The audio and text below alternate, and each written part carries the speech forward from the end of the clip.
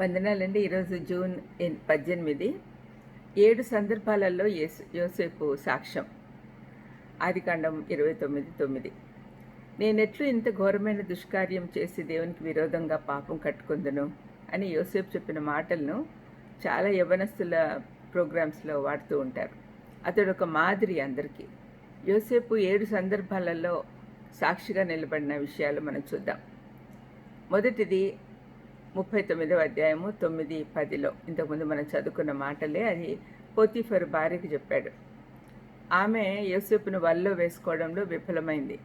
అతను చెప్పిన మాటలను బట్టి ఆమెకు కూడా యోసేపు మనస్తత్వం అర్థమైంది. అయి ఉంటుంది. దేవునికి విరోధంగా ఏమీ చేయడం తెలుసుకుంది. యోసేపు తన యజమానికి విరుద్ధంగా, వివాహ వ్యవస్థకు వ్యతిరేకంగా, ఇవన్నిటినీ మించి దేవునికి ఇష్టం లేని విధంగా పాపం చెయ్యను అని గట్టిగా వ్యతిరేకించాడు. అతని జీవితంలో ఇదొక గొప్ప పాఠం. రెండవది 40వ అధ్యాయము 8. పానదాయకుల అధిపతికి, భక్ష్యకారుల అధిపతికి కలలు వచ్చినప్పుడు వారు దాని అర్థం తెలుసుకోవడానికి యోసేపు వద్దకు వెళ్ళారు. భావములు చెప్పుట దేవుని ఆధీనమే కదా అని యోసేపు దేవునికి గొప్పతనం ఆపాదించాడు.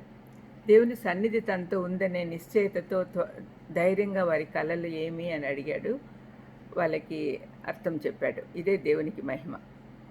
మూడవది 40వ అధ్యాయము 9-16 వచనాలు. పానదాయకుల అధిపతి, భక్ష్యకారుల అధిపతి తమ కళలు యోసేపుకు చెప్పి భావం తెలుసుకున్నారు. యోసేపు చెరలో ఉన్నా కూడా దేవుని మహిమార్థం ఆయన సాక్షిగా నిలబడ్డాడు. ఖైదీలందరూ దేవుడు యోసేపుని ఏ విధంగా కాపాడుతున్నాడో గమనించారు. ఈ పానదాయకుల అధిపతి, భక్ష్యకారుల అధిపతి దేవుని ప్రణాళికలో ఉన్నారు.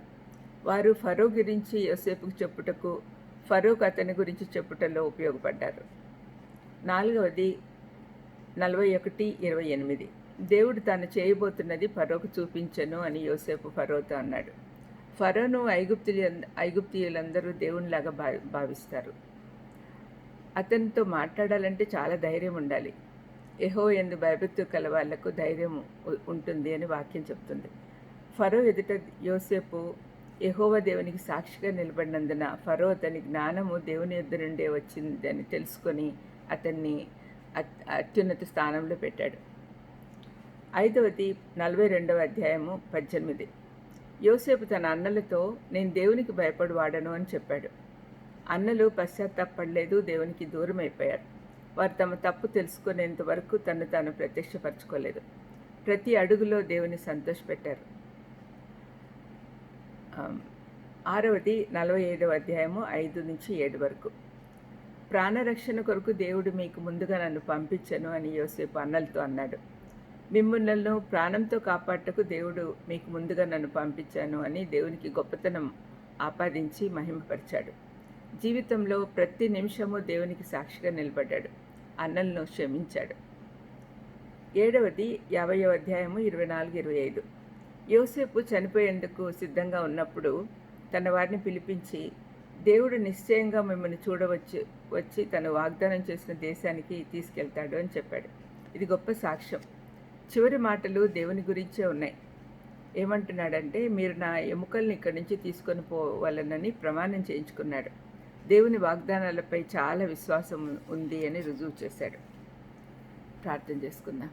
దయమేడా యోసేపు లాగా అనుక్షణం మీకు సాక్షులుగా ఉండేదానికి మాకు సహాయం చేయమని యేసుక్రీస్తు నామమున వేడుకొచ్చున్నాను తండ్రి.